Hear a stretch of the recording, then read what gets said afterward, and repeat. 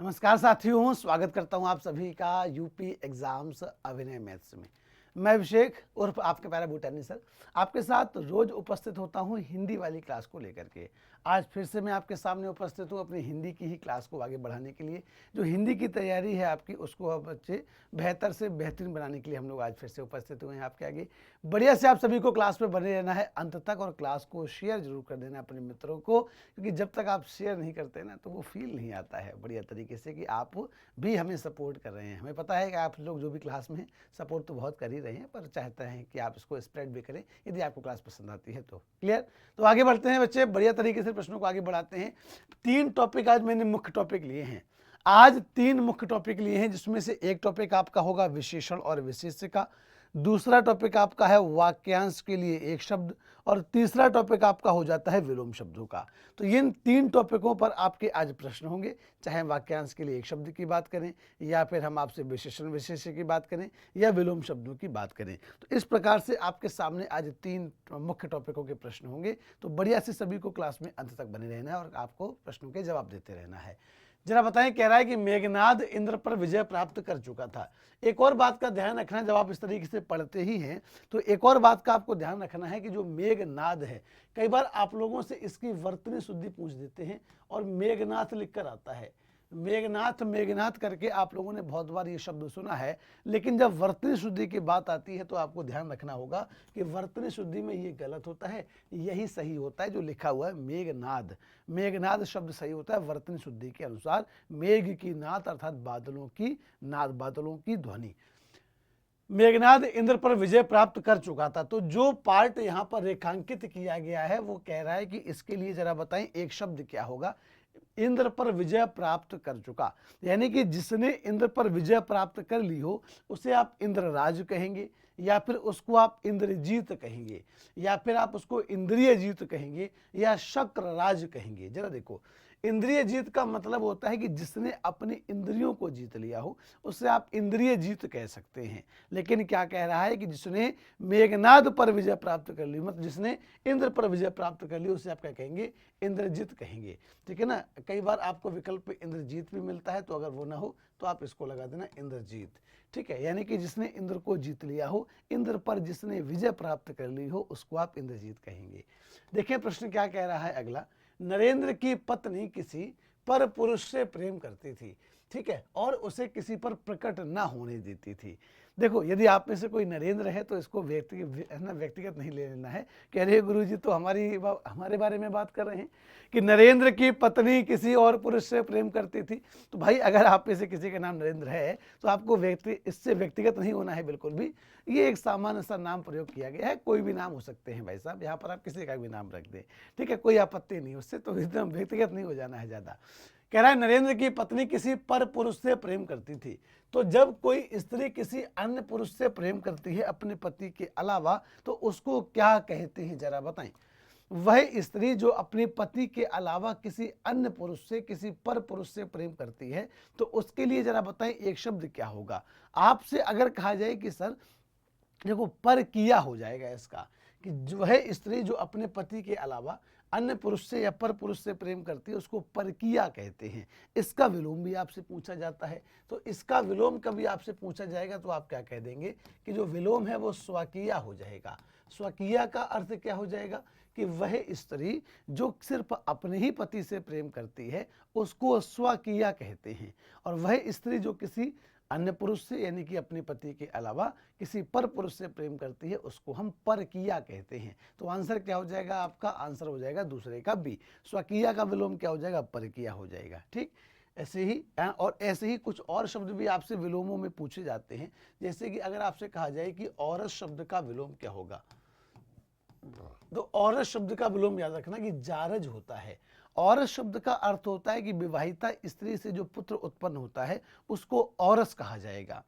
वह पुत्र जो विवाहिता स्त्री से उत्पन्न हुआ है उसको क्या कहा जाएगा? तो उसको औरस कहा जाएगा। और वह पुत्र जो अविवाहिता स्त्री से उत्पन्न हुआ है उसको जारज कहा जाएगा। ठीक है ना? वह पुरुष नहीं, वह संतान। वह संतान जो अविवाहिता स्त्री से उत्पन्न हुई है ना, मैं फिर से अपनी बात को रिपीट करता हूं, वह संतान जो अविवाहिता स्त्री से उत्पन्न हुई है उसको कहते हैं जारज, और वह संतान जो विवाहिता स्त्री से उत्पन्न हुई है उसे हम क्या कह देते हैं, औरस कह देते हैं। तो औरस का विलोम शब्द अगर कभी आपसे पूछा जाए तो आप क्या कह देंगे कि इसका विलोम जारज हो जाएगा। ठीक है, आगे देखें प्रश्न क्या कह रहा है। आगे प्रश्न कह रहा है, इस समस्या के समाधान के लिए तुम कुटी वाले बाबा से मिलो। हालांकि बाबा लोग आजकल बड़े बदनाम है गुरु, है ना, गुफा वाले बाबा, जाने कौन कौन से बाबा आजकल बड़े बदनाम हैं। तमाम बाबा हैं जो अपनी हरकतों की वजह से बदनाम हैं। कई बाबा अच्छे भी होते हैं, कुछ है ना होते हैं मक्कार टाइप के, वो असल में बाबा होते ही नहीं हैं, केवल ढोंगी होते हैं। इस समस्या के समाधान के लिए तुम कुटी वाले बाबा से मिलो, क्योंकि वे इस विषय का पूर्ण ज्ञान रखने वाले हैं। तो जो किसी विषय का पूर्ण ज्ञान रखता हो, जरा बताएं उसे क्या कहते हैं। किसी विषय का पूर्ण ज्ञान रखने वाले को क्या कहते हैं, निपुण कहा जाता है, या पारंगत कहा जाता है, या निष्णात कहा जाएगा, या विषयाधिकारी कहा जाएगा। क्या कहा है कि इस समस्या के समाधान के लिए तुम कुटी वाले बाबा से मिलो, क्योंकि वे इस विषय का पूर्ण ज्ञान रखने वाले हैं। जो किसी विषय का पूर्ण ज्ञान रखता है चीते, उसे जरा बताओ क्या कहेंगे, निपुण या पारंगत या निष्णात या विषयाधिकारी। तो अगर आपको याद हो तो मैंने आपसे पहले भी इस शब्द के बारे में चर्चा की है कि जो निष्णात शब्द होता है ये क्या है। तो निष्णात का जो अर्थ होता है ना, इसका अर्थ होता है मास्टर। ठीक है ना। अब आप कहोगे मास्टर मतलब गुरुजी आपको जैसे मास्टर जी कहते हैं तो वही। तो देखो मैंने ये शब्द कहाँ पर पढ़ा था, तो मैं आपको पहले भी कई बार बताया हूँ कि ये शब्द जो मैंने पढ़ा था, मैंने अपनी एमए की डिग्री में पढ़ा था। मास्टर ऑफ आर्ट्स ये एमए का फुल फॉर्म होता है। और यही जो डिग्री जब मेरे पास मेरे एमए की आई तो उसमें हिंदी में ये शब्द लिखा था, अंग्रेजी में भी लिखा था ऊपर, उसके नीचे हिंदी में लिखा था। तो हिंदी में क्या बोलते हैं इसको, कला निष्णात बोलते हैं, कला निष्णात। मास्टर ऑफ आर्ट्स को आप हिंदी में क्या कह सकते हैं, कला निष्णात कह सकते हैं। तो जो भी किसी विषय का पूर्ण ज्ञान रखने वाला हो उसे हम निष्णात कहते हैं। जैसे मेरी एमए की डिग्री में लिखा था कला निष्णात, इसका अर्थ ये हो गया कि मैं अपने कला के क्षेत्र में पूर्ण ज्ञान रखता हूँ। ठीक है, इसलिए निष्णात की उपाधि मुझे मिली, कला निष्णात, है ना, मतलब उसके, हाँ बिल्कुल, एमए भी क्या है, एक उपाधि तो आपके लिए, मास्टर ऑफ आर्ट्स। वह अपनी स्त्री को कितनी बर्बरता से मारता है, उसकी आदतें पशुओं जैसी हैं। गलत बात है भाई। यदि आप में से कोई भी ऐसा व्यक्ति है या आपके परिवार में आपके जानने में कोई ऐसा है जो किसी भी स्त्री को, पत्नी को या किसी भी स्त्री को अगर बर्बरता से पीटता है या मारता है, तो निश्चित मानिए कि आप पुरुष कहलाने लायक तो नहीं है, क्योंकि आपकी हरकतें पुरुषों वाली है नहीं। कि आपको किसी को भी मारने का हक कैसे है, वो भी स्त्री को आप नहीं मार सकते हैं। यदि उससे कुछ गलती हुई आप उसको बैठे उसको समझाएं, बातों को समझते हैं लोग। और अगर आपको लगता है कि मारना ही एक विकल्प है तो फिर क्यों ना वही व्यवहार, मतलब वही व्यवहार आपके साथ भी हो। और लेकिन वही व्यवहार जब आपके साथ होगा तो आप कहोगे अरे ऐसे कैसे, हमारे तो पुरुषत्व को हानि पहुंची है, हमारे पुरुषत्व को का अपमान हुआ है। तो भाई बराबर होना चाहिए। तो पहली बात तो एक, मारना कोई हल नहीं, आप समझाएं बातों को, है ना, प्रयास करें, समझाएं पहले, मारना कोई हल नहीं है। मैं इसके सपोर्ट में बिल्कुल भी नहीं होता हूँ। वह अपनी स्त्री को कितनी बर्बरता से मारता है, उसकी आदतें पशुओं जैसी हैं। तो जिसकी आदतें पशुओं जैसी हों उसे हम क्या कहते हैं, पार्श्विक कहते हैं। जिसकी आदतें पशुओं जैसी हों उसके लिए एक शब्द क्या होता है, पार्श्विक।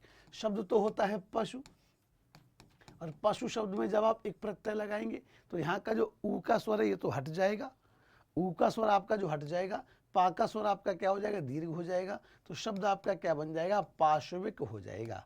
क्या हो जाएगा, पार्श्विक, क्योंकि पहला स्वर दीर्घ हो जाता है ना अगर एक की यदि एक प्रत्यय लगता है तो। धनवान जगदीश सेठ ने गरीबों के लिए मुफ्त भोजन का आयोजन कर रखा था। देखो यदि किसी निश्चित समय तक या किसी निश्चित अवधि तक यदि निःशुल्क भोजन का वितरण का प्रबंध किया जाता है तो उसको सदाव्रत कहते हैं। और इसी शब्द को कुछ और शब्दों में भी आपसे घुमाकर पूछा जाता है कि वह स्थान जहाँ पर हमेशा ही भोजन का बंदोबस्त रहता है उसे क्या कहते हैं, तो उसको भी सदाव्रत कहते हैं। क्या कहते हैं बच्चे, उसको भी सदाव्रत कहते हैं। तो कह रहा है धनवान जगदीश सेठ ने गरीबों के लिए मुफ्त भोजन का आयोजन कर रखा था। इसके लिए एक शब्द क्या हो जाएगा, सदाव्रत शब्द हो जाएगा। लंगर या भंडारा से आप कंफ्यूज नहीं होना, क्योंकि लंगर भंडारा जो शब्द है ये एक विशेष के लिए सीमित है, एक विशेष मौके के लिए, एक विशेष समय से, ठीक है, या एक विशेष धर्म से। सदाव्रत जो है वो इसके लिए वाक्यांश के लिए एक शब्द हो जाएगा। ईश्वर का कोई आकार नहीं होता है, जिसका कोई आकार नहीं होता हो उसे जरा बताएं क्या कहेंगे? उसको सरोकार कहेंगे, या साकार कहेंगे, या निराकार कहेंगे, या इनमें से कोई? जरा एक बार बताओ सभी लोग, बढ़िया तरीके से प्रश्नों के जवाब देंगे सभी साथी, एक भी चीता ऐसा न हो जो कि चूक जाए। सब लोग बढ़िया से आंसर करना। बहुत बेहतरीन तरीके से कह रहा है कि ईश्वर का कोई आकार नहीं होता, तो जिसका कोई आकार ना हो उसे क्या कहते हैं? उसको निराकार कहते हैं। नहीं प्लस आकार से क्या बन जाता है? आपका शब्द निराकार बन जाता है। और इसका विलोम आपसे पूछा जाए तो क्या होगा? तो साकार शब्द इसका विलोम होगा। जिसका अपना कोई आकार हो उसको साकार कहते हैं, जिसका अपना कोई आकार ना हो उसे निराकार कहते हैं। तो साकार का विलोम क्या हो जाएगा? निराकार हो जाएगा। आगे देखें अगला प्रश्न क्या कह रहा है आपसे। तुम्हें यह बात बताई जा चुकी है, तुम्हें यह बात पहले बताई जा चुकी है। तो जो बात पहले बताई जा चुकी हो उस वाक्यांश के लिए एक शब्द क्या होगा? जो बात पहले बताई जा चुकी हो उस वाक्यांश के लिए जरा बताएं एक शब्द क्या होगा? पूर्व कथित होगा, या वर्णित होगा, या कथित होगा, या ज्ञापित होगा? देखो, पूर्व कथन का मतलब होता है कि जो पहले कहा गया हो, जो पहले कहा गया हो उसे कहते हैं पूर्व कथित। देखना बहुत छोटे छोटे से अंतर है। जो पहले कहा गया हो उसे कहते हैं पूर्व कथित। जरा वाक्यांश को देखिएगा। वर्णित, जिसका वर्णन हुआ हो या जिसका वर्णन हो चुका हो उसको वर्णित कहते हैं। जिसका वर्णन हो चुका हो उसे क्या कहते हैं? वर्णित कहते हैं। कथित शब्द का अर्थ होता है जो कहा गया हो, जो कहा जा चुका हो या जो कहा गया हो उसे कहते हैं कथित। जो कहा गया हो उसे क्या कहते हैं? कथित। और पहले ही बताया जा चुका हो, तो पहले बताया जा चुका है मतलब आपकी जानकारी में दिया जा चुका है, ज्ञाप दिया जा चुका है, तो ज्ञाप से बना है ज्ञापित। ठीक है ना? ऐसे ही एक शब्द बनता है ज्ञापन। ज्ञापन आपने देखा होगा कई बार, जैसे कि यदि आपको अपनी कोई मांग मनमानी है, आपको जिलाधिकारी से मिलने जाना है, या आपको एसडीएम से या सीएमओ से या किसी नेता से, मंत्री से, मुख्यमंत्री से, तो आप क्या करते हैं? आप ज्ञापन लेकर जाते हैं। तो ज्ञापन लिखित रूप में होता है, तो आप क्या करते हैं कि वो ज्ञापन उनको देकर आ जाते हैं। तो इसका मतलब क्या हुआ कि आपने जो आपकी बात थी वो उनकी जानकारी में दे दी। ठीक है ना? आपने उनको ज्ञापन दे दिया, कि यानी कि आपने अपनी बात की जानकारी उन तक पहुंचा दी। ठीक है, तो तुम्हें यह बात पहले बताई जा चुकी है, तो ज्ञापित शब्द होगा। जब वह घर लौटा तो उसे भूख लगी थी। जरा बताएं, जिसको भूख लगी हो उसे क्या कहते हैं?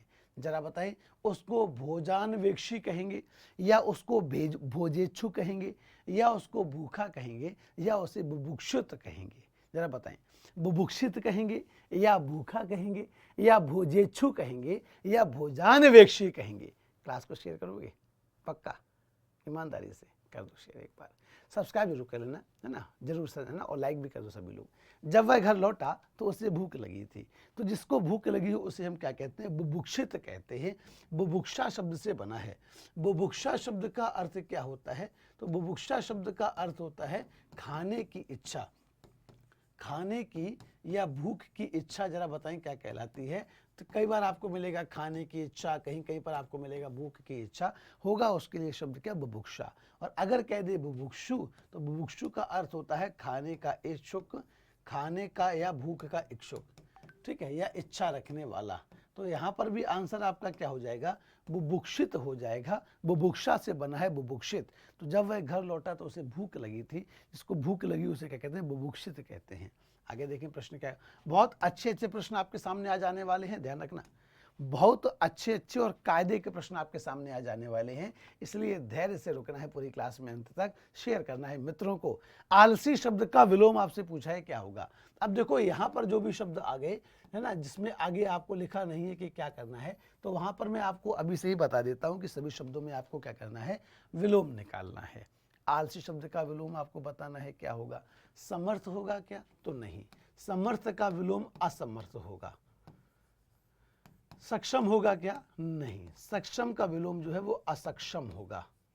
साहसी होगा क्या? नहीं, साहसी का विलोम जो है आपका वो कायर होगा। कायर कह दें या कातर कह दें, ठीक है। या फिर इसका विलोम जो है वो डरपोक भी आप कह सकते हैं। निडर का विलोम भी डरपोक होता है। तो उद्यमी का विलोम क्या हो जाएगा, आलसी हो जाएगा। ठीक है, अगर कहा जाए कि उद्यम का विलोम क्या होगा, तो याद रखना जो उद्यम शब्द है इसका विलोम हो जाएगा आलस्य, और उद्यमी का विलोम क्या होगा, तो याद रखना कि उद्यमी शब्द का विलोम जो है वो आपका आलसी हो जाएगा। 9वें का आंसर क्या हो गया, पहला।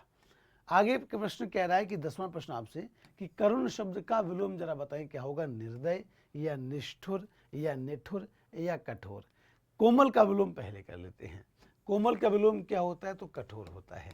ठीक है ना, समझ गए। कोमल शब्द का विलोम क्या होगा, तो कठोर होगा। करुण का विलोम क्या होगा जरा बताओ, करुण का विलोम निर्दय होगा। निष्ठुर होगा तो करुण का विलोम आपका निष्ठुर होगा। निर्दय का विलोम क्या होगा, सदय हो जाएगा। ठीक है, सदय का विलोम क्या हो जाएगा, निर्दय हो जाएगा। और करुण का विलोम हो जाएगा निष्ठुर, कठोर का हो जाएगा कोमल। सबल शब्द का विलोम जरा बताएं कौन सा होगा, जरा बताएं। जो सबल शब्द है उसका विलोम जरा बताओ सारे के सारे चीते कि कौन सा हो जाएगा, जरा बताएं। सबल का विलोम बलशाली होगा या निबल होगा, बलवान होगा या निर्बल होगा। तो सबल शब्द का जो विलोम है चीते वो कौन सा होगा, तो आप याद रखना कि सबल शब्द का विलोम निर्बल होगा। सबल का मतलब जिसमें बल हो, बल नहीं हो तो निर्बल, नहीं प्लस बल से बना है निर्बल। सामंजस्य शब्द का विलोम जरा बताएं क्या होगा, विवाद होगा या कलह होगा या संताप होगा या द्वेष होगा, जरा बताएं। द्वेष का विलोम तो हो जाता है राग। राग का विलोम क्या होता है, द्वेष, क्योंकि राग शब्द का अर्थ होता है प्रेम। द्वेष का अर्थ होता है कि मन में थोड़ा सा आपका घृणा भाव, कटु भाव। ऐसे अगर कह दे कि अनुराग शब्द का विलोम क्या होगा, तो अनुराग का विलोम विराग होगा। राग शब्द का विलोम द्वेष होगा। और सामंजस्य का विलोम क्या होगा, तो कलह होगा। विवाद का विलोम संवाद हो जाता है। ठीक है ना, क्लियर। आंसर क्या हो जाएगा आपका, आंसर हो जाएगा बी, सामंजस्य का विलोम कलह हो जाता है।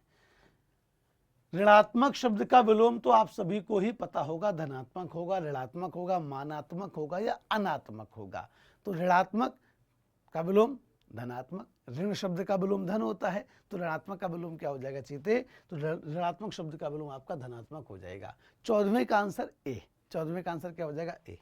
प्रश्न 15वां कह रहा है कि विनाश शब्द का विलोम जरा बताएं, जरा बताएं विनाश शब्द का विलोम इनमें से कौन सा होगा। विस्तार होगा या सृजन होगा, कृत्य होगा या कृपा होगा। कृपा शब्द का विलोम तो होता है कोप। और अगर कह दे कि क्रोध शब्द का विलोम क्या होगा, तो आप याद रखना कि क्रोध का विलोम हो जाता है क्षमा। क्रोध शब्द का विलोम क्या होता है, तो क्रोध का विलोम क्षमा होता है। ठीक है ना। विस्तार का विलोम आपका संकुचन होता है, संकुचन कह दें या संक्षेप कह दें। संक्षेप का विलोम भी आपका क्या होता है, विस्तार होता है। ठीक है। सृजन शब्द का विलोम होता है विनाश। ऐसे ही में आपसे पूछ देता है कि जरा बताएं निर्माण शब्द का विलोम क्या होगा, तो आप कह देना कि निर्माण शब्द का विलोम होता है ध्वंस। और अगर कह दे कि सृष्टि शब्द का विलोम क्या होगा, तो आप कह देना कि सृष्टि का विलोम हो जाएगा प्रलय। क्लियर। आगे देखिए, बहुत अच्छे अच्छे शब्द आपको आज मिलने वाले हैं, बढ़िया कंटेंट वाली क्लास। संकोच शब्द का विलोम निसंकोच होगा या निरसंकोच होगा, या फिर इसका विलोम असंकोच हो जाएगा, या फिर संकोच शब्द का विलोम अपसंकोच होगा। जरा पहचानो, बताओ, देखते हैं किसका सही किसका गलत। जरा बताओ सारे के सारे क्या हो जाएगा संकोच का विलोम। तो याद रखना इसका विलोम आपका निसंकोच हो जाएगा कि निसंकोच। आप आ जाइए, निसंकोच आप क्लासरूम में रहें। निश्चित रूप से आपकी परीक्षा में ये क्लास आपकी बहुत मदद करेगी, हद से ज़्यादा हेल्प करेगी। हद से ज़्यादा तुम किसी से प्यार नहीं करना, पर हद से ज़्यादा तुम पढ़ाई जरूर करना। पढ़ाई और तो जब तक हद से ज़्यादा न हो तब तक मज़ा नहीं आएगा। पूर्व शब्द का विलोम क्या होगा, अंतिम या पश्चात या अगला या पिछला। देखो बाद का शब्द होता है विलोम क्या, पहले। ठीक है। अगला का विलोम होता है पिछला, अंतिम का विलोम होता है प्रथम, और पूर्व का विलोम क्या होगा, तो पश्चात हो जाएगा। पूर्व शब्द का विलोम क्या होगा, तो पश्चात हो जाएगा। सभी में आपको क्या बताने हैं, जो भी ऐसे प्रश्न आपके लिखे सभी में आपको विलोम ही बताने हैं। शीघ्रता शब्द का विलोम क्या होगा, अवलंब या अविलंब या आलस्य विलंब। आलस्य का विलोम तो अभी आपको बताया था कि उद्यम होता है। क्या बताया था, आलस्य शब्द का विलोम आपको बताया था कि उद्यम होता है। अब वो पूछ रहा है कि शीघ्रता शब्द का विलोम जरा बताएं क्या होगा। देखो, अवलंब शब्द का अर्थ होता है सहारा, अवलंब शब्द का अर्थ क्या होता है? तो अवलंब शब्द का अर्थ होता है सहारा, और शीघ्रता का अर्थ होता है जल्दी। शीघ्र ही ये काम कहिए, और अगर शीघ्रता से नहीं हो रहा है, शीघ्रता का विलोम क्या हो जाएगा? विलंब हो जाएगा आपका, ठीक है ना। विलंब का विलोम भी अविलंब होगा, और अविलंब का विलोम भी विलंब होगा, और शीघ्रता का विलोम भी विलंब होगा, ठीक है। शीघ्रता मतलब जल्दी से, तुरंत, और अविलंब का मतलब होता है बिना देर किए हुए। तो अविलंब तो शीघ्रता का पर्यायवाची हो जाएगा। शीघ्र ये काम करो, जल्दी ये काम करो, अविलंब करो, यानी कि कोई भी बिल्कुल भी देर नहीं होनी चाहिए। तो यानी कि ये तो शीघ्रता का तो पर्यायवाची हो गया अविलंब, लेकिन पूछा है कि शीघ्रता का विलोम क्या हो जाएगा? तो विलंब। विलंब का मतलब होता है देर से, ठीक है ना। तुम बड़े विलंब से आए हो, बड़ी देर से आए हो। पूर्णिमा का विलोम क्या हो जाएगा? विभावरी या निशीथ। निशीथ शब्द का अर्थ होता है कि मध्य रात्रि का समय निशीथ कहलाता है, और जो मध्य दोपहर का समय है वो मध्याह्न कहलाता है, ठीक है ना। आगे कह रहा है कि पूर्णिमा का विलोम क्या होगा? तो अमावस्या होगा, और अगर पूनम का विलोम कहे तो आप कह देना अमावस होता है, क्योंकि पूनम शब्द जो है वो पूर्णिमा का तद्भव है, तो इसका विलोम भी जो है वो तद्भव में ही बनेगा। आपको मैंने एप्लीकेशन पर विस्तार से समझाया है, पढ़ाया है कि शब्द अगर तत्सम है तो विलोम भी तत्सम में बदलेगा, शब्द अगर तद्भव है तो विलोम भी आपका तद्भव में ही रहेगा। आगे देखें, बुद्धिमान शब्द का विलोम क्या होगा? दुर्बुद्धि, निर्बुद्धि, विबुध या प्रबुद्ध। तो बुद्धिमान शब्द का विलोम क्या हो जाता है आपका? निर्बुद्धि हो जाता है। विबुध तो देवता का पर्यायवाची होता है, विबुध शब्द तो देवता का पर्यायवाची होता है। इसमें का आंसर हो जाएगा बी। भूगोल शब्द का विलोम जरा बताएं क्या होगा? गोल, खगोल, भूबल या भूमि। तो भूगोल का विलोम आपका हो जाएगा खगोल। क्लियर?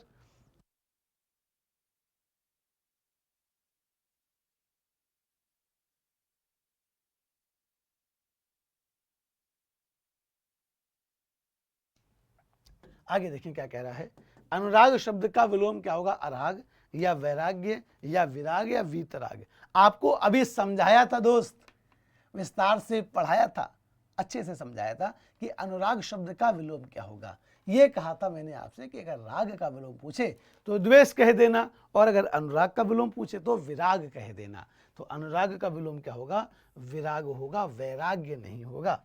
वैराग्य मत कह देना, ठीक है। व्यक्तिगत शब्द का विलोम क्या होगा? सामुदायिक या सार्वजनिक या संयुक्त या फिर सर्व। संयुक्त का विलोम तो होता है एकाकी या एकल, अकेले, एकल या एकाकी, और संयुक्त का मतलब होता है योग करके। व्यक्तिगत मतलब ये हमारा व्यक्तिगत फैसला है, हमारा व्यक्तिगत निर्णय है, हमारा पर्सनल है। सार्वजनिक का अर्थ होता है बच्चे क्या? इसका विलोम क्या होता है आपका? तो सार्वजनिक हो जाता है। व्यक्तिगत ये हमारी व्यक्तिगत बात है, पर्सनल बात है, लेकिन जब उस सबको पता चल गई, सर्वजन को पता चल गई, तो हो जाएगा सार्वजनिक। क्योंकि सर्वजन शब्द में जब आप एक प्रत्यय को लगाओगे, ठीक है ना, सर्वजन शब्द में जब आप एक प्रत्यय को लगाओगे तो आपको बताया है मैंने कि एक प्रत्यय लगते ही जो शब्द का पहला स्वर है वो दीर्घ हो जाता है। छोटे सा का स्वर ये आपका दीर्घ में बदल गया, और आगे क्या है? सार्व जा ना पर छोटी की मात्रा लगा दीजिए, तो शब्द क्या बन जाएगा आपका? सार्वजनिक शब्द बन जाएगा। व्यक्तिगत का विलोम क्या हो जाएगा? सार्वजनिक। राग का विलोम कलंक, द्वेष, अभिमान या स्पर्धा, तो द्वेष होता है। अभिमान शब्द का विलोम क्या होता है? तो आपका निरभिमान होता है। ध्यान रखना, आपसे कहा जाए अगर कि अभिमान शब्द का विलोम क्या होता है, तो आप क्या कहेंगे? निरभिमान हो जाता है। प्रश्न देखें, हे शब्द का विलोम क्या होता है? हे। हास्य या हार। हास्य का विलोम होता है रुदन। हास्य माने होता है हंसने के योग्य, रुदन माने होता है रोने की बात हो, ठीक है। हार का विलोम जीत हो जाता है। ग्राम्य का विलोम आपका सहरीय हो जाएगा, ठीक है। ग्राम्य का विलोम क्या होगा? सहरीय हो जाएगा, या फिर नगरीय कह सकते हैं आप उसको। लेकिन पूछा है हेय का विलोम, तो हेय का विलोम विकल्प के अनुसार ग्राह हो जाएगा, नहीं तो इसका विलोम स्तुत्य भी होता है। स्तुत्य का मतलब होता है प्रशंसा के योग्य, हेय का मतलब होता है घृणा के योग्य। स्तुत्य का विलोम आपका निंद भी होता है, याद रखना। स्तुत्य का जो विलोम है वो निंद भी होता है। निंद मतलब होता है निंदा के योग्य। क्लियर? तो आंसर हो जाएगा विकल्प के हिसाब से डी। आगे देखें, प्रश्न आए आगे, उसके पहले एक बड़ी प्यारी सी बात है। अभी प्रश्न और हैं, अभी प्रश्न आपके सामने और हैं, लेकिन उसके पहले एक बड़ी प्यारी सी बात है कि बिना मेहनत के कोई भी अपना लक्ष्य नहीं पा सकता, ये तय है। यदि आप मेहनत नहीं करेंगे, यदि आप पढ़ेंगे नहीं, यदि आप अपने कंफर्ट जोन से बाहर नहीं आएंगे, तो ये तय है बच्चे कि आप लक्ष्य को बहुत जल्दी ही तो नहीं पाएंगे, उसमें आपको समय लगेगा, अच्छा खासा समय लगेगा, अधिक समय लगेगा। याद रखना, बिना मेहनत के कोई भी अपना लक्ष्य नहीं पा सकता। सुभाष चंद्र बोस जी की कही हुई पंक्तियां हैं और एकदम सटीक और एकदम कहते हैं ना कि बहुत कायदे की बहुत सही बात इन्होंने कही है। सनातनी का विलोम क्या हो जाएगा? प्रगतिवादी, रूढ़िवादी, आधुनिक या फिर सुधारवादी। ये शब्द का विलोम जरा बताओ तो जाने। अच्छा शब्द है, अच्छा प्रश्न है, परीक्षाओं में पहले भी पूछा गया है और ये साधारणता आप लोग नहीं पढ़ते हैं। जरा बताएं, सनातन शब्द का पूछा है आपसे कि सनातन शब्द का विलोम क्या हो जाएगा? सनातनी का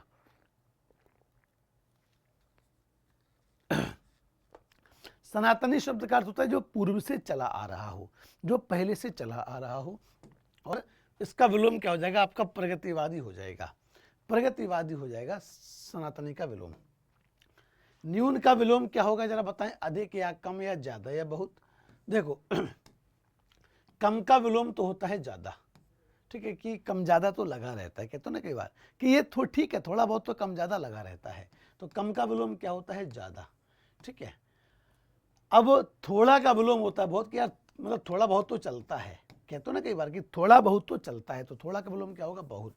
न्यून का विलोम क्या हो जाएगा? अधिक। आपने पढ़ा भी होगा, न्यून कोण, अधिक कोण, ठीक है। और एक और होता है अति, तो अति का विलोम होता है अल्प, ठीक है।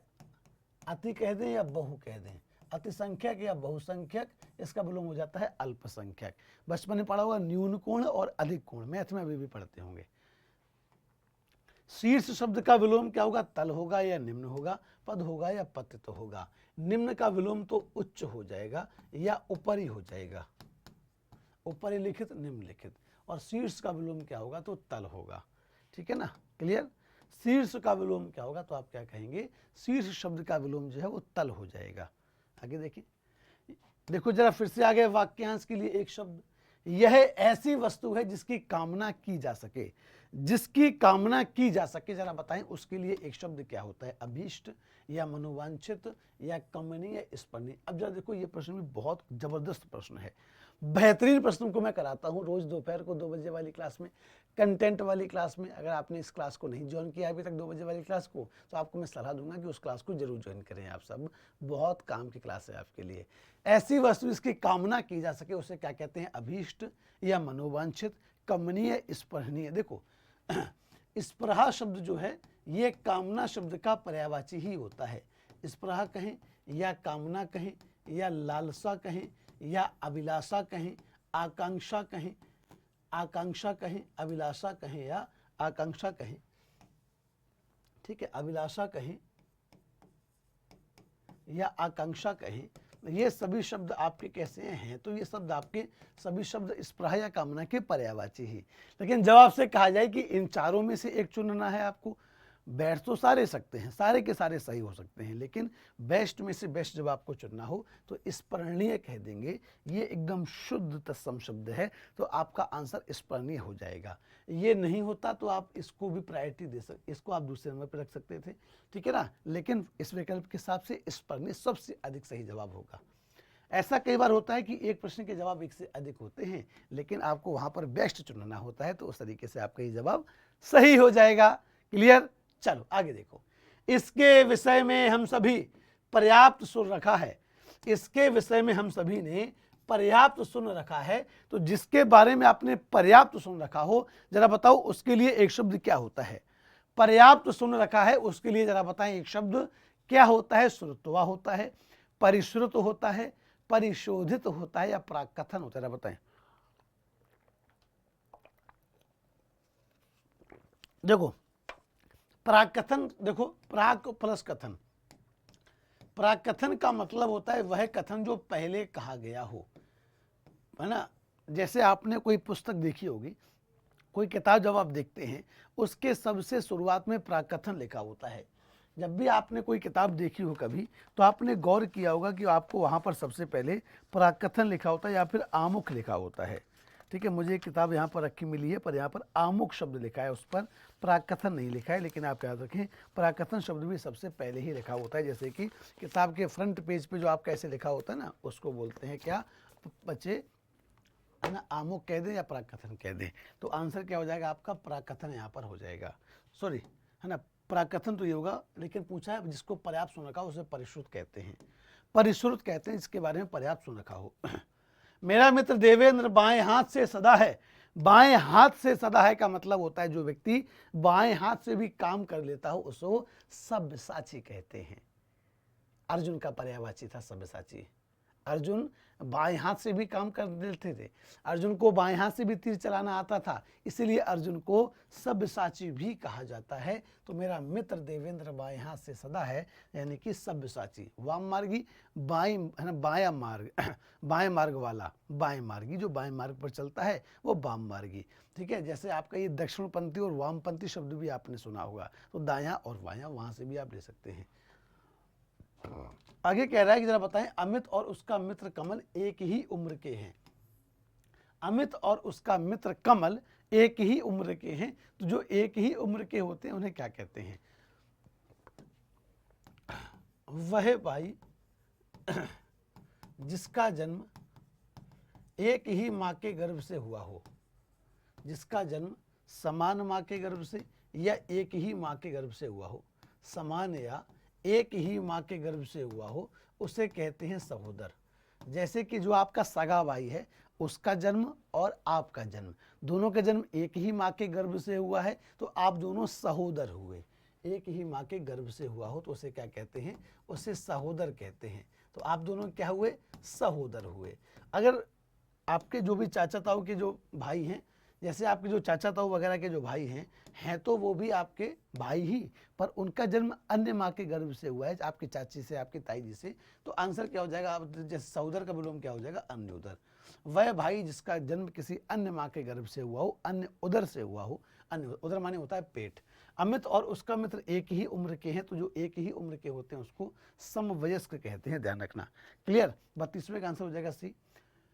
33वां कह रहा है, राधे श्याम की पत्नी अत्यधिक क्रोध करने वाली स्त्री है। वह स्त्री जो अत्यधिक क्रोध करती है उसके लिए एक शब्द जरा बताएं क्या होगा? वह स्त्री जो अत्यधिक क्रोध करती है, जरा बताएं उसके लिए एक शब्द क्या होगा? भामिनी होगा या दामिनी होगा या सौदामिनी होगा या कुल्टा होगा? जरा बताएं। तो अत्यधिक क्रोध करने वाली स्त्री को क्या कहते हैं? कुल्टा कहते हैं। सौदामिनी आप जानते हैं कि बिजली का पर्यायवाची होता, सॉरी ना, कुल्टा तो वो बोलते हैं बच्चे चरित्रहीन स्त्री को। अत्यधिक क्रोध करने वाली स्त्री कहलाती है भामिनी। कुल्टा बोलते हैं जो स्त्री चरित्रहीन हो उसको क्या बोलते हैं? कुल्टा बोलते हैं। तो जो स्त्री चरित्रहीन होती है उसे क्या कहते हैं? कुल्टा बोलते हैं। सौदामिनी और दामिनी ये तो बिजली के पर्यायवाची हैं, ठीक है ना। सौदामिनी और दामिनी ये बिजली के पर्यायवाची हैं, और जो स्त्री अत्यधिक क्रोध करती है उसे कहते हैं भामिनी। भामा भी कहते हैं, भामिनी भी कहते हैं, ठीक है ना। जो आपको मिल जाए उसको लगा लेना। आगे देखिए, वीणा बिना पलक झपकाए अपने बेटे को निहारती रही। वीणा बिना पलक झपकाए अपने बेटे को निहारती रही, तो बिना पलक झपकाए के लिए बताएं एक शब्द क्या होगा?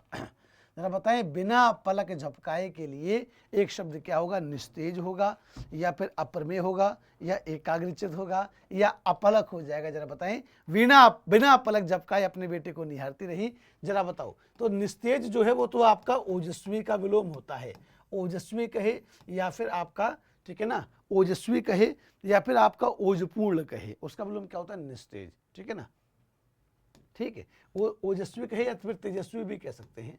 तो तेजस्वी या ओजस्वी का विलोम निस्तेज हो जाता है, ठीक है। लेकिन पूछ क्या रहा है? बिना पलक झपकाए, तो बिना पलक झपकाए के लिए हो जाएगा अपलक।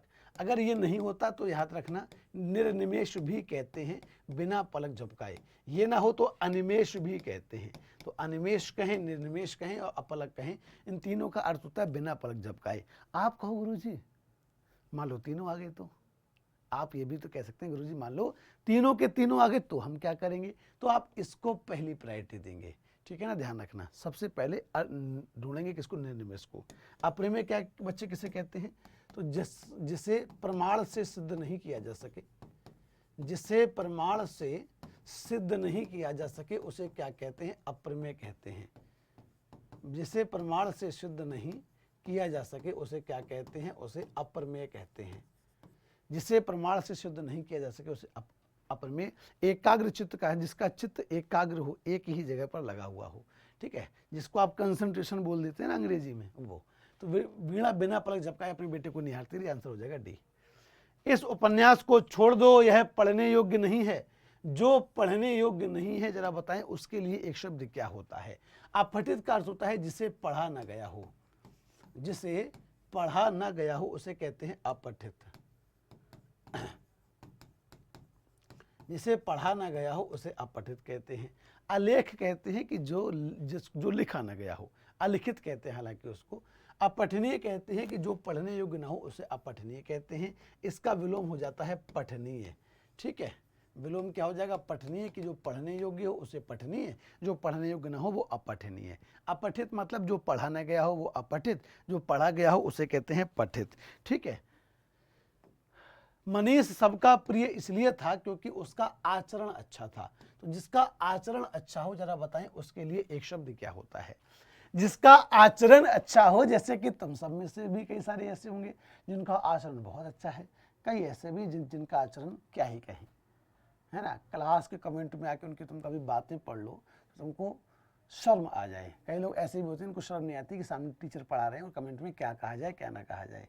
जो मन किया सो उल्टी करके चले गए कमेंट में, लेकिन ये नहीं देखते कि बाकी जो यहाँ बच्चे जो सिंसियर तरीके से पढ़ रहे हैं, एक टीचर इतनी मेहनत से पढ़ा रहा है, कम से कम उसका तो सम्मान करें। नहीं करते हैं कुछ लोग, जो नहीं करते हैं क्या ही कहा जाए उनका।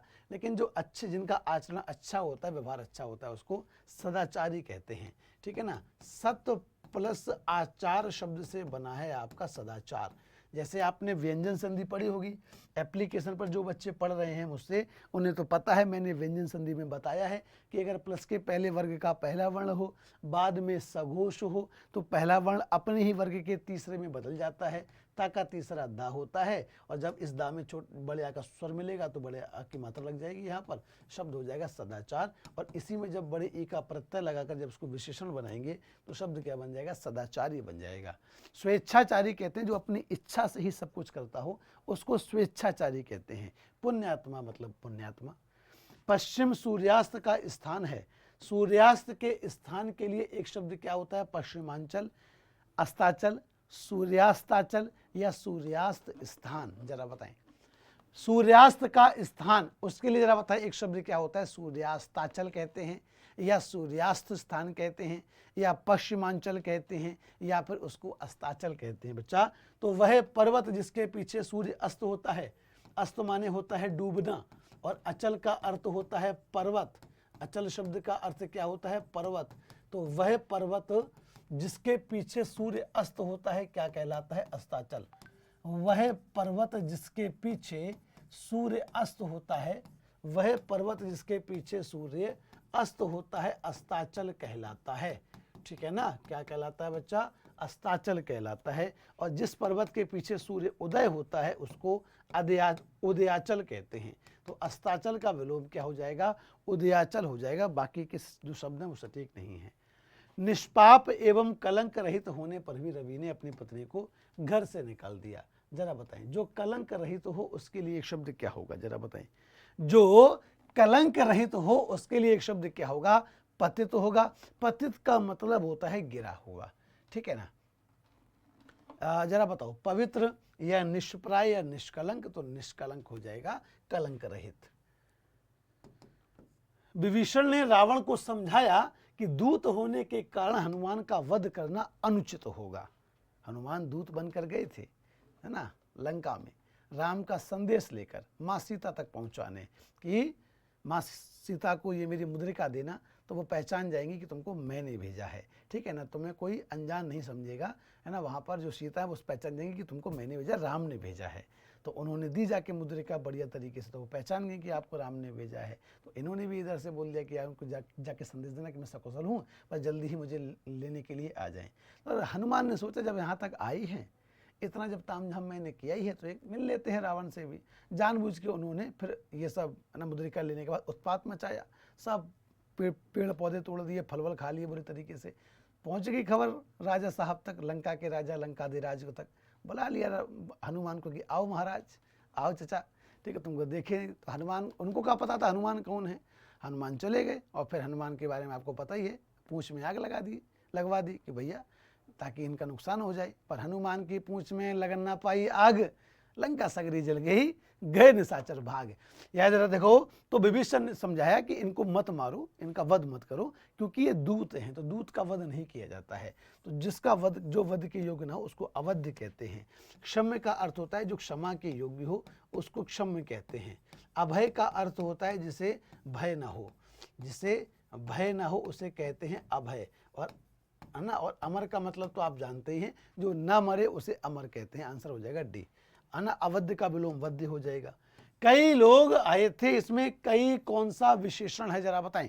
मैंने कहा था आज की क्लास में आपके 3 टॉपिक रहेंगे, विशेषण विशेष से, उसके अलावा वाक्यांश के लिए शब्द और विलोम, ठीक है। तो आपने थंबनेल में ही पढ़ा होगा, यहाँ भी देखिए। कई लोग आए थे, जरा बताओ गुणवाचक है, कई कोई गुण नहीं है। कई क्रमवाचक है क्या? नहीं। क्रमवाचक तो होता है पहला, दूसरा, तीसरा, चौथा, पांचवा, छठवां, सातवां, आठवां, नौवां, 10वां, 11वां, 12वां, 13वां, 14वां, 15वां, 50वां, 8वां, है ना, 60वां, 70वां, ये क्रम होते हैं।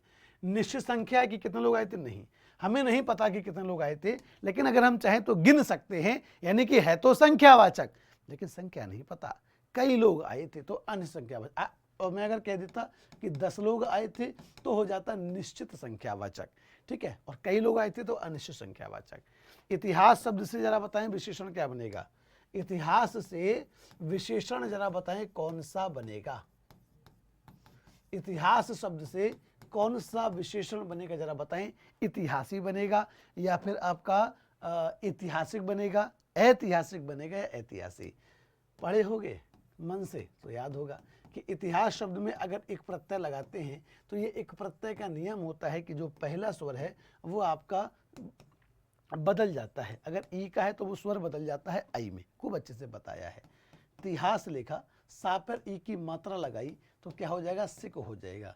शब्द क्या बनेगा? ऐतिहासिक शब्द आपका बन जाएगा, ठीक है। तो आंसर क्या हो जाएगा आपका? ऐतिहासिक इमारत, ऐतिहासिक परंपरा, ऐतिहासिक संस्कृति, ऐतिहासिक काव्य, ऐतिहासिक रचना, ऐतिहासिक व्यक्ति। तो ऐतिहासिक शब्द समय विशेषण है, बाकी आगे जो लगे वो विशेष्य हैं। राष्ट्र शब्द से कौन सा विशेषण बनेगा? तो राष्ट्रीय शब्द बनेगा। जैसे बनते हो ना कि राष्ट्रीय प्रतीक, राष्ट्रीय चिन्ह, बताया है ना मैंने आपको पहले भी। तो ये सब क्या हो जाएंगे? या फिर आप कह दो राष्ट्रीय पक्षी, तो पक्षी है, चिन्ह है, ये सारे शब्द आपके क्या हो जाते हैं? क्योंकि इनकी विशेषता क्या है कि ये सब राष्ट्रीय हैं, तो ये तो हो जाएंगे विशेष से। और राष्ट्रीय शब्द क्या हो जाएगा? वो हो जाएगा विशेषण। किससे बना है? राष्ट्र से बना है। राष्ट्र क्या है? जातिवाचक संज्ञा है। तो राष्ट्र शब्द से विशेषण कौन सा बन गया? राष्ट्रीय बन गया, ठीक है ना। आगे देखिए, धुंधला शब्द में जरा बताएं कौन सा विशेषण है? धुंधला कोई संख्या है? नहीं है। धुंधला में कोई सार्वजनिक तो कोई विशेषण होता ही नहीं है।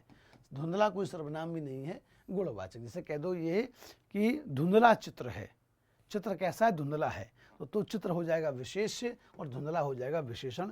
धुंध शब्द से बना है धुंधला। वह नौकर नहीं आया, इसमें वह शब्द में कौन सा विशेषण है? नौकर शब्द है संज्ञा। नौकर शब्द क्या है? संज्ञा है।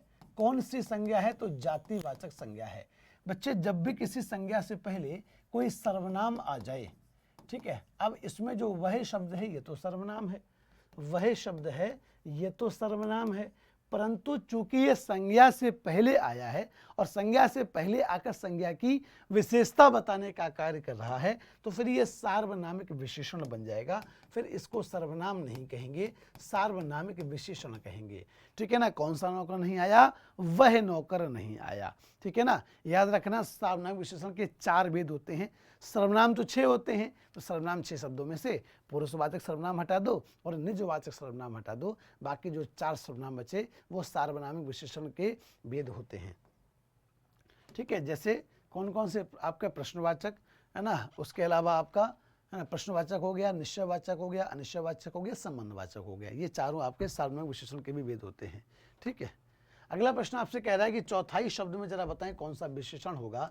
चौथाई में देखो, जब भी चौथाई कहे या आपसे ढाई कहे, चौथाई कहे, ढाई कहे, या फिर आपसे क्या कह दे बच्चे, या फिर आपसे सवा कह दे या पौने कह दे, ये सभी आपके क्या होते हैं? आपके ये सभी आपके अपूर्णांक बोधक होते हैं, ध्यान रखना। ये सभी क्या होते हैं आपके, तो अपूर्णांक बोधक होते हैं। आगे देखें क्या कह रहा है, निम्नलिखित में से कौन सा शब्द है जो विशेष्य है। विशेष्य मतलब जिसकी विशेषता बताई जाए उसको विशेष्य कहते हैं। तो आसीन, अग्नि, मधुर या कर्मठ, अग्नि शब्द विशेष्य है। अग्नि से विशेषण कौन सा बना, आग्नेय शब्द जो है वो अग्नि से बना हुआ विशेषण है।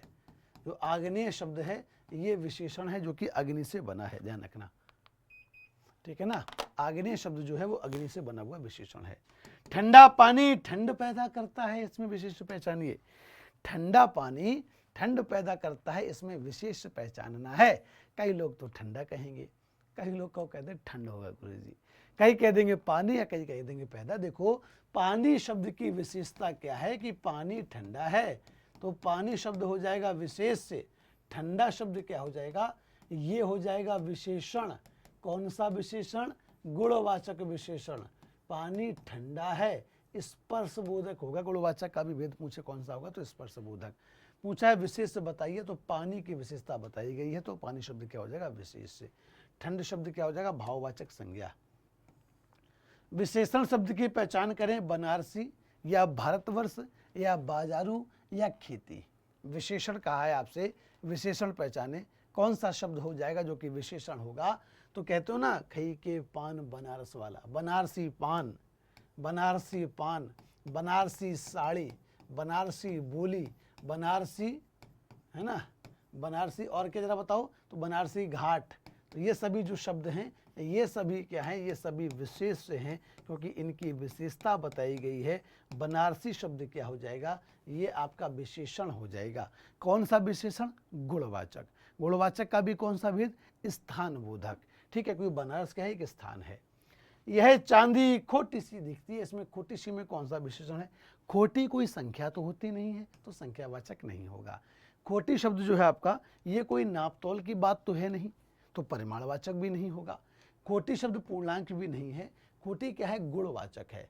तो यह चांदी खोटी सी दिखती है, इसमें चांदी शब्द क्या हो जाएगा, तो चांदी की विशेषता बताई गई है, तो चांदी हो जाएगा विशेष से, और खोटी से क्या हो जाएगा, विशेषण हो जाएगा।